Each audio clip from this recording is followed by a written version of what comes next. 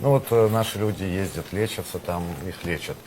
С их стороны бывает, вот я слышу, мне говорил человек, сейчас вот одноклассница там училась здесь, после войны она здесь никогда не была, вот просит меня, умоляет, чтобы я ну, дала, как это делается, чтобы дали разрешение въехать, это то есть через кого-то, да, вот это, то есть кто-то за нее попросит, приглашение, да, делает или такое у нас не Ну, принято? я вам скажу так, вот такой, именно в такой форме, как вот вы говорите, что одноклассница хочет приехать в Да, Абхазию, да, да. как-то увидеть место, где она причина родилась, должна быть посмотреть веская. там и все остальное, мы стараемся эти вопросы исключать полностью. Я считаю, что это неправильно будет с нашей стороны, если мы будем всем позволять, кому интересно побывать в Абхазии, из Грузии заезжать сюда. Есть определенные отдельные причины, по которым мы даем разрешение. То есть это когда смерть близких родственников, и много-много такого, знаете, именно на что можно говорить, закрыть глаза. Но это в исключительнейших случаях.